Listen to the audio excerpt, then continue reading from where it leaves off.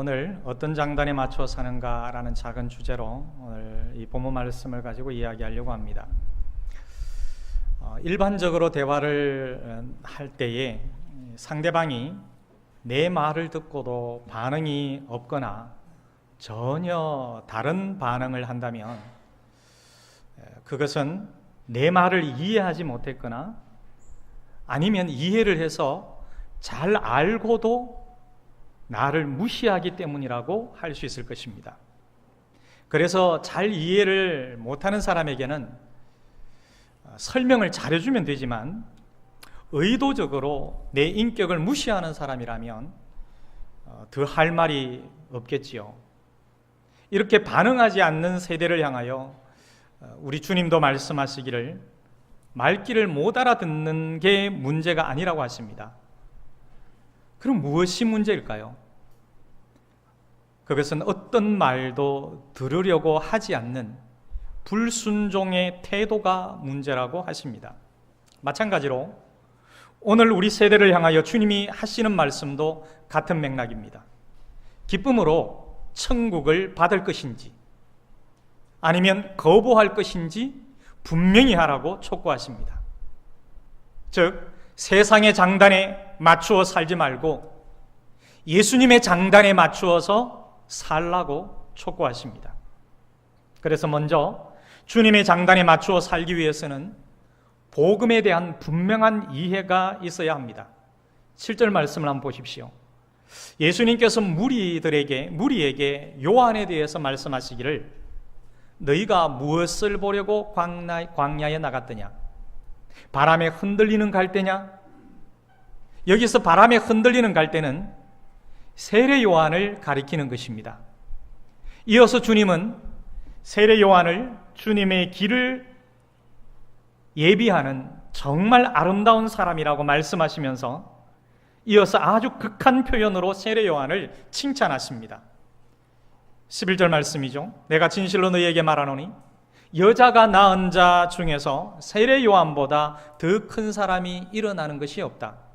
그러나 천국에서는 극히 작은 자라도 세례 요한보다 크다. 그렇게 말씀하시죠. 세례 요한은 광야에 외치는 소리가 되어서 하나님 나라를 앞장서서 준비했습니다. 이런 점에서 예수님은 여인이 낳은 자 중에서 세례 요한보다 더 큰 자가 없다고 칭찬하셨던 거지요. 그만큼 세례 요한이 맡은 사역이 귀했다라는 말씀입니다. 하지만 천국에서는 그 세례 요한도 지극히 작은 자다라고 하십니다. 그 세례 요한이 우리보다 열등한 존재여서가 아니라 천국이 임하게 하는데 이바지하는 것으로서 그 세례 요한의 임무가 끝났기 때문이라는 말씀입니다. 그동안 세례 요한의 메시지는 바람에 흔들리는 갈대로서의 메시지였습니다. 하지만 그의 메시지는 아름다운 것이었습니다. 메시지는 흔들리지 않는 메시지였죠. 메시지를 전하는 사람이 흔들린다 할지라도 메시지 자체는 완벽했기 때문입니다. 메시지의 내용인즉 하나님 나라, 예수 그리스도, 복음이죠. 그것은 너무나도 분명한 진리이기 때문입니다. 그래서 메신저가 흔들려도 메시지의 내용이 흔들리지 않는 것이죠. 세례 요한이 바람에 흔들리는 갈대였다 할지라도 그가 전한 메시지 하나님 나라, 예수 그리스도, 복음은 흔들리지 않는 반석과 같은 메시지였습니다. 바람에 흔들리는 갈대 같은 자의 복음이라도 그 복음은 흔들릴 수 없다는 사실이 참으로 감격스러운 것입니다. 사랑하는 여러분, 바로 우리가 그 복음을 적극적으로 받아들인 사람들이라는 것을 믿습니다. 바람에 흔들려도 흔들리지 않는 복음으로 사랑하는 여러분들이 은혜의 삶을 살아내시기를 주님의 이름으로 축원합니다. 이제 예수님은 그 흔들리지 않는 복음으로 본격적인 일을 시작하십니다. 12절 말씀입니다. 세례 요한의 때부터 지금까지 천국은 침노를 당하나니 침노하는 자는 빼앗느니라. 참으로 이 말씀은 도발적인 말씀이라고 생각을 합니다. 천국을 침노할 수 있다고 말씀하시니까 말입니다. 천국이 침노를 당했다는 것에 대한 두 가지 해석이 있는데요. 첫째로 하나는 로마나 다른 나라에 의해서 천국이 침략당했다는 것이고, 또 하나는 백성들이 열정적으로 천국을 받아들였다라는 말씀입니다. 저는 이 두 번째 후자의 해석을 받아들이고 이 후자의 해석에 근거해서 말씀드리려고 합니다. 세례 요한은 구약의 정점에 있는 선지자로서 선지자와 율법이 예언한 하나님 나라를 간절하게 기다린 사람이지 않습니까? 그리고 예수 그리스도에 의해서 이 땅 위에 현실이 된 하나님 나라에 대해서 열렬한 지지와 환영을 표했던 사람입니다.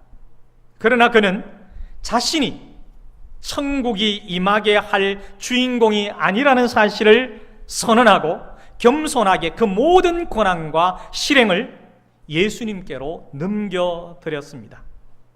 그리고 자신을 가리켜 말하기를 나는 단순히 예비하는 자다, 준비하는 자다, 그렇게 말했습니다.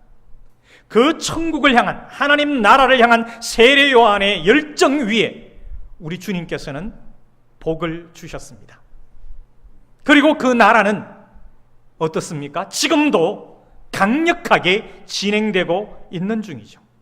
사랑하는 여러분, 오늘 우리가 하나님 나라를 위한 열정을 가지고 있다면, 복음을 위한 열정을 가지고 있다면 하나님께서 그 열정 위에 복을 내려주실 것이고, 열정을 가진 나를 통하여 하나님 나라 복음이 강력하게 진행되도록 하실 것을 믿으시기를 바랍니다. 열정을 가진 하나님 나라 복음 운동원으로 하나님 나라 영광을 드러내는 우리 모두의 삶이 되기를 주님의 이름으로 축원합니다. 그런데 여러분, 문제는 무엇일까요? 문제는 천국 메시지에 이 세상이 응답하지 않는다는 것입니다. 사실 이 땅에 사는 사람들의 관심이 어디에 있을까요? 천국에 있을까요? 하나님 나라에 있을까요? 이 땅에 사는 사람들의 관심이 이 땅에 하나님 나라가 이루어지고 하나님 나라의 복음의 역사가 이 땅에 편만해지기를 정말로 원하고 거기에 관심이 있을까요? 천국을 말하고 있지만 죽은 이후에 가는 곳 정도로만 알고 있을 뿐입니다. 그래서 내가 죽은 다음에 천국 가면 그만이지, 이 땅에서 어떻게 살든 상관이 없다, 믿음 있으면 천국만 가는 거야, 그러면 돼, 그것으로 만족하는 거지요. 엄밀히 말해서 이 세상에 사는 사람들의 관심은 오늘 이 세상에 있는 것이 사실입니다. 어떻게 하든지 이 땅에서 어떻게 하면 잘 먹고 살까, 어떻게 하면 더 편하게 살까, 여기에 관심이 많은 것이 사실입니다. 그렇다고 해서 그 관심이 어떤 목적이 있거나 의미가 있는 관심도 별로 아니죠. 그냥 단순하게 잘 사는 겁니다. 재미있게 사는 겁니다. 즐기며 사는 겁니다. 그냥 이 땅에서 건강하게 사는 것입니다. 예수님께서 비유로 말씀하신 것처럼 춤추지도 않고 슬피 울어도 가슴을 치지 않는 무감각한 모습처럼 말입니다. 16절 17절 말씀을 보십시오.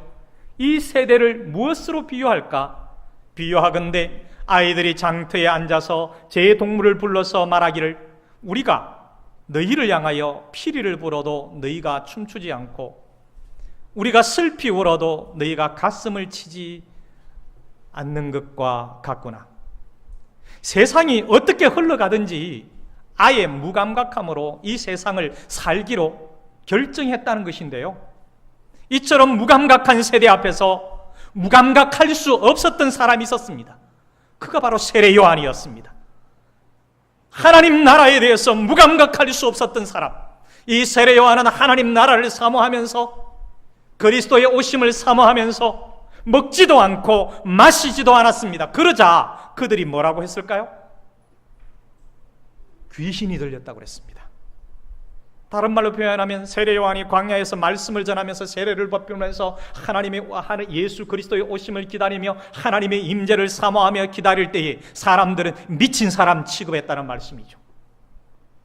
저 사람 완전히 미쳤구나, 왜 저렇게 살아? 반면에 예수님이 똑같은 그 세상에서 이미 이루어진 천국을 말씀하시면서 죄인들과 함께 식사를 할 때는 어떻게 평가를 받았습니까? 타락한 세속주의자 취급을 받았습니다. 바리새인들이 세례 요한의 경우와는 정반대로 먹고 마시는 예수님의 모습에 봐라, 먹기를 탐하는 세리와 죄인의 친구로다 라고 손가락질을 한 것이죠. 세례 요한이 먹지도 않고 마시지도 않을 때는 저 미친놈이라 그러다가 먹고 마시는 세리와 죄인들과 어울리는 예수님을 향해서는 먹기를 탐하는 자라고 그렇게 평가를 내리고 손가락질했습니다. 19절 말씀은 세번역 성경으로 읽어드리면 보라, 저 사람은 마구 먹어대는 자로다. 포도주를 마시는 자요, 세리와 죄인의 친구로다. 그렇게 평가를 합니다. 무슨 말씀일까요? 어떻게 해도 말씀을 받아들이지 않는 사람들입니다. 이 사람들은 도대체 누구의 장단에 맞추어 사는 사람들일까요? 자기 장단에 맞추어서 자기 멋대로 사는 사람들일 것입니다. 마치 장터에서 피리를 불어도 춤추지 않고 슬피 울어도 가슴을 치지 않는 모습과 같습니다. 결혼식 때 기뻐해야 되는데 다 기뻐해야 되는데 기뻐해 주지 않고, 여러분 결혼식 때 기쁘지 않은 사람이 있을까요? 근데 만약에 그때 한 사람이 기뻐하지 않는다면 그건 심각한 거예요. 가족이라고 할 수 없습니다. 장례식 때 슬프지 않은 사람이 있을까요? 그런데 만약에 그때 한 사람이 기뻐하고 있다면 과연 가족일까요?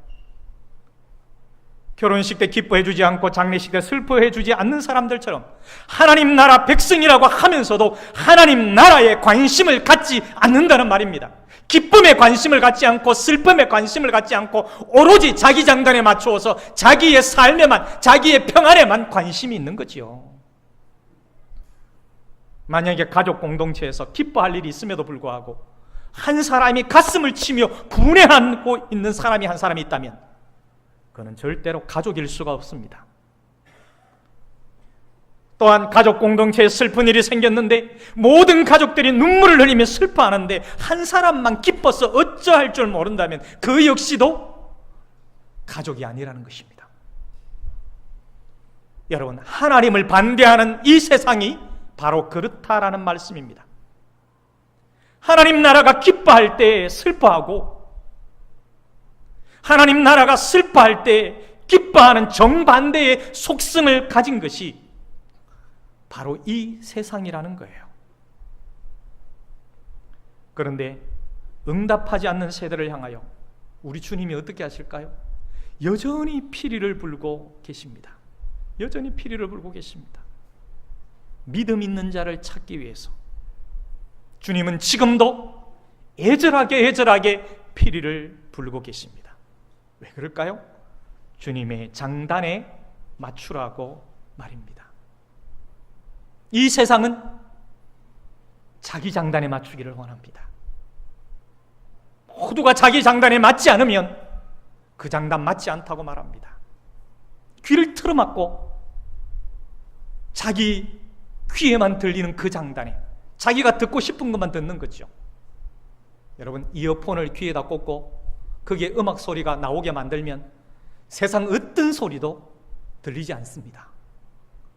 만약에 이 시대에, 예수님이 사셨던 시대에 이어폰이 있었다면 피리를 불어도 이 말씀 뒤에 첨가했을지도 모르겠어요.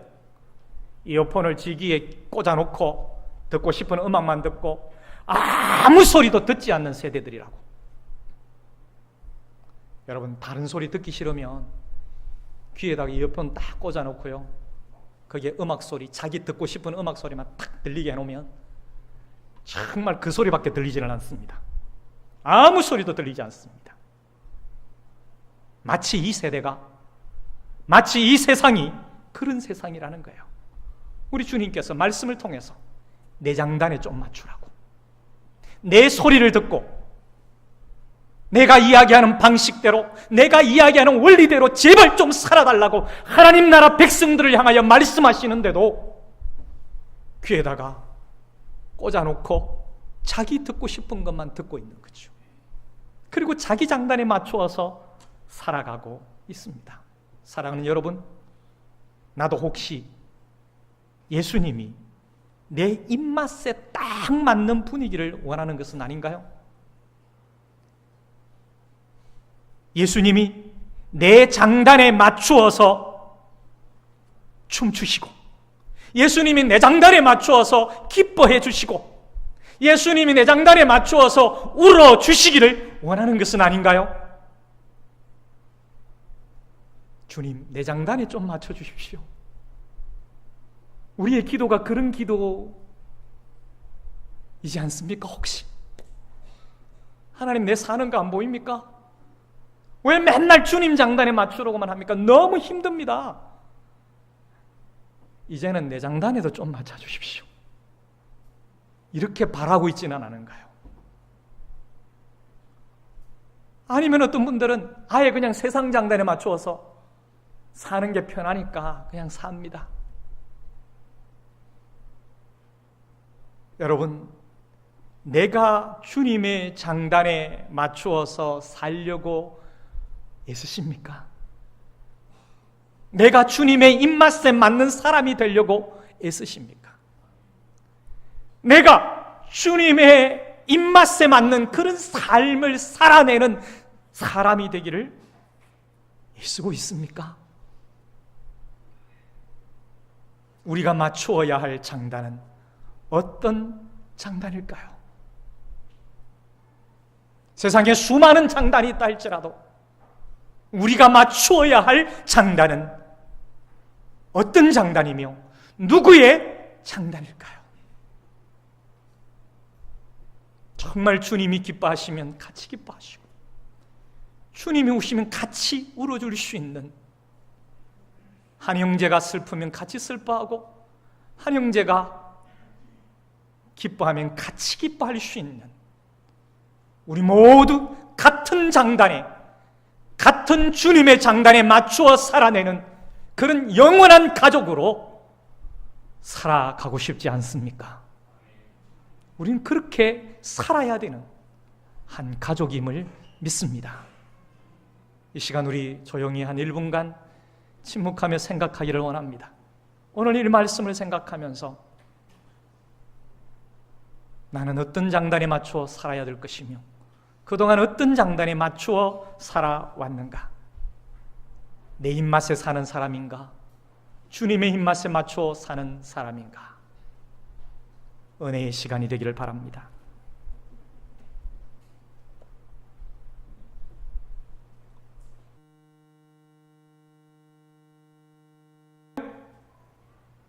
정말 중요한 그 무엇이 뺏겨버리는 거예요. 그러니까 며느리를 구박할 수밖에 없는 거죠. 마찬가지입니다. 딸을, 요즘은 아이들이 많지 않잖아요. 딸을 그 무엇으로 삼고 살다가 딸이 결혼을 합니다. 그러면 그때 죽어나는 사람은 또 사위죠. 이러한 잘못된 모습들이 여러분 이 땅에서 얼마나 많이 있습니까? 오늘날 야곱의 우물은 우리가 믿어왔던 신앙의 유산과 교회의 전통 또는 각종 신앙 제도나 프로그램을 총칭한다고 할 수 있겠습니다. 힘써서 우물물을 길어 올리듯이 우리는 그것을 위해 수고하고 헌신하며 목마름을 해결합니다. 이것은 여러분 당장의 목마름, 곧 단층의 목마름만 해결하는 것이죠. 하지만 그것으로 깊은 층의 목마름은 결코 해결할 수가 없는 것입니다. 그래서 예수님은 이 물을 마시는 자마다 다시 목마르다 그런 거예요. 여러분 대형교회에 가면은 이 목마름을 해결하는 것들이 사회 단체에 안 가도 교회에만 가도요, 그 교양 프로그램들이 쫙 체계적으로 있습니다. 여러분 그것이 우리 인생의 깊은 목마름을 해결할 수 있을까요? 단층의 목마름만 해결해 줄 뿐이죠. 한계가 있다는 것입니다. 야곱의 우물에서 길어 올리는 물은 처음에는 신선해요. 마찬가지로 교회의 다양한 프로그램은 처음에는 신선함을 가져다 줍니다. 그러나 그것들은 다시 목마르게 하고 반복할수록 영혼은 고갈되고 짐이 되고 지속되지 못하고 결국은 중단하게 되는 것이죠. 그런데 영적으로 아예 죽은 자와 같은 사람들은 목마름조차도 느끼지도 못해요.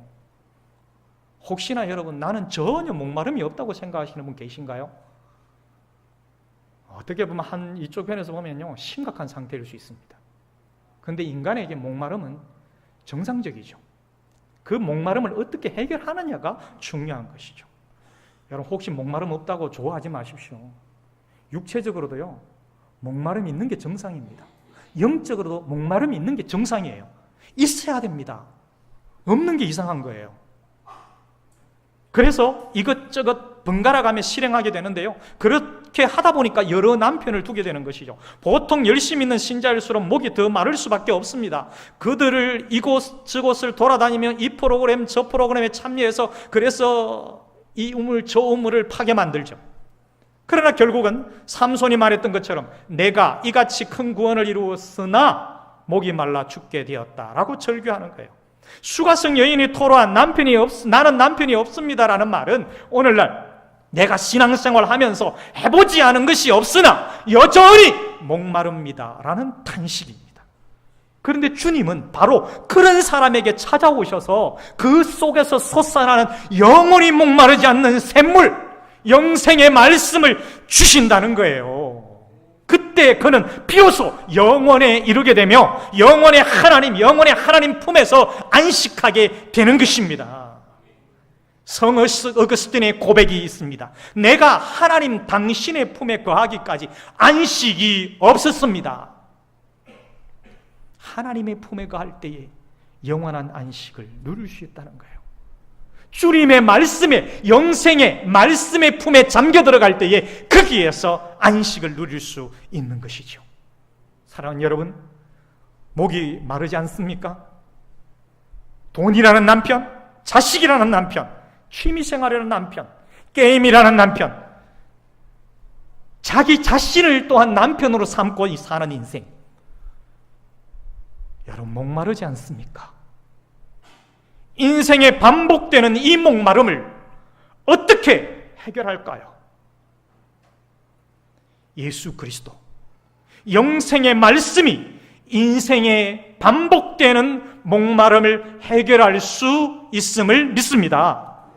살아있는 자는 다른 목마름이 아니라 영생의 말씀에 대한 목마름을 가지고 사는 겁니다. 살아있다면 거기에 대한 목마름이 있는 거예요. 살아있는 그리스도인, 살고자 몸부림치는 그리스도인들은 말씀에 대한 목마름이 있는 거예요. 그리스도에 대한 목마름이 있는 거예요. 그래서 그 목마름을 해결하려고 그리스도를 찾고 영생의 말씀을 찾을 수밖에 없는 거예요. 다른 것 아무리 찾아도 그 목마름이, 단측의 목마름은 해결할 수 있겠지만 영원한 목마름을 해결할 수는 없습니다. 고난이 있습니다. 어려움이 있습니다. 힘이 듭니다. 어렵습니다. 그러나 주님을 만날 때에, 영생의 말씀 속에 거할 때에 고난이 있어도 어려움이 있어도 힘든 일이 있어도 영원한 목마름이 해결되었기에 끊임없이 말씀에 목말라하고 갈급해하는 거예요. 그러니까 살 수 있는 것입니다. 그러나 여러분, 죽은 듯한 사람은 목마름조차도 없습니다. 여러분, 목마름 없다는 것 비정상입니다. 목마름이 있어야 돼요. 여러분, 아파 누워 있어도요 목은 말라요. 근데 거의 죽어버린 사람은 목마름도 못 느끼고요, 물을 떠서 먹지도 못합니다. 사랑하는 여러분, 예수 그리스도 영생의 말씀을 인생의 동반자로 삼으십시오. 인생의 목마름이 영원하게 선명하게 해결될 것입니다. 이 시간 잠시 침묵하면서 오늘 말씀을 마음에 담고 내 인생의 목마름을 생각해 봅시다. 그리고 주님과의 관계, 영생의 말씀과의 관계를 돌아봅시다. 그리고 고백하고 결단하는 침묵의 시간이 되기를 바랍니다.